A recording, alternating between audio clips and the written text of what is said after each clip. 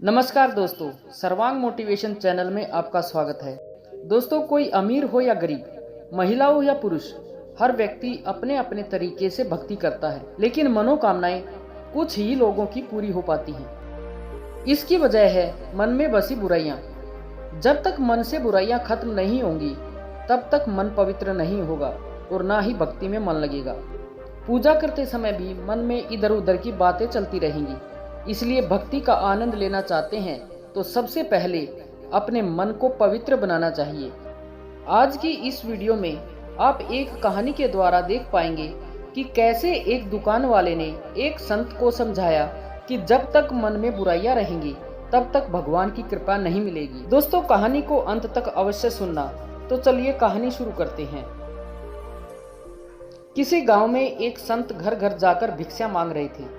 घूमते घूमते संत एक दुकान पर पहुंच गए। दुकानदार से भिक्षा मांगने के लिए संत उसके पास पहुंचे। दुकान में बहुत सारे छोटे बड़े डिब्बे रखे हुए थे। दुकान की सजावट बहुत अच्छी थी। संत उसकी दुकान देखकर बहुत प्रभावित हुआ। संत ने दुकानदार से पूछा कि भाई, तुमने इतने सारे डिब्बों में क्या क्या भर रखा है? दुकानदार ने जवाब दिया कि घर के लिए जरूरी सभी चीजें हैं, किराने का सामान है, मसाले और अन्य चीजें हैं।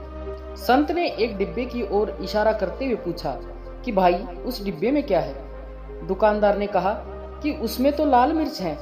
संत ने दूसरे डिब्बे के बारे में पूछा तो दुकानदार ने बताया कि उसमें नमक है। इस तरह संत ने दुकानदार से कई डिब्बों के बारे में पूछ लिया। दुकानदार संत के सम्मान में उनके सभी सवालों का जवाब दे रहा था। तभी संत ने अलग रखे हुए एक डिब्बे के बारे में पूछा कि उसमें क्या है, इसे अलग क्यों रखा है? दुकानदार बोला कि उसमें राम है, इसलिए अलग रखा है। ये बातें सुनकर संत हैरान हो गए। उन्होंने सोचा कि डिब्बे में राम कैसे हो सकते हैं।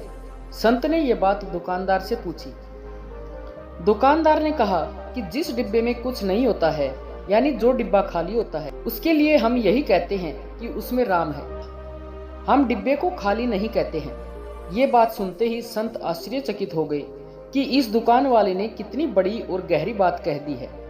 जिस बात को समझने के लिए इधर उधर भटक रहा हूँ, वह बात इतनी आसानी से इस व्यक्ति ने मुझे समझा दी है। संत ने सोचा कि मैं तो भगवान की कृपा के लिए कब से भक्ति कर रहा हूँ, दर दर भटक रहा हूँ, लेकिन मैं ये बात नहीं समझ पा रहा था कि मुझे भगवान की कृपा क्यों नहीं मिल रही है।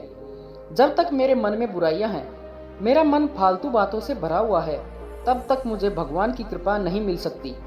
भक्ति का आनंद लेने के लिए सबसे पहले मुझे मेरे मन को खाली करना होगा, तभी उसमें भगवान आ सकेंगे। तो दोस्तों, इस कहानी का संदेश है कि अधिकतर लोगों के मन में गुस्सा, लालच, मोह, घमंड, दूसरों के लिए जलन और गलत विचार जैसी बुराइयां भरी हुई। तब तक हमारा मन भक्ति में लग ही नहीं पाएगा। दोस्तों, आज की इस कहानी का संदेश ये है कि अधिकतर लोगों के मन में गुस्सा, लालच, मोह, घमंड और दूसरों के लिए जलन और गलत विचारों जैसी बुराइयां हैं। तब तक हमारा मन भक्ति में लग ही नहीं पाएगा।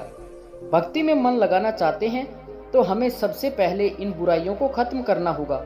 जब मन शांत और पवित्र हो जाएगा तो भक्ति में आनंद भी मिलेगा और भगवान की कृपा भी मिल जाएगी। आशा है कि आपको इस कहानी से बहुत कुछ सीखने को मिला होगा। कृपया कमेंट में अपने सुझाव अवश्य लिखें और अगर वीडियो अच्छी लगी हो तो वीडियो को लाइक व शेयर करें और चैनल को सब्सक्राइब करना ना भूलें। धन्यवाद।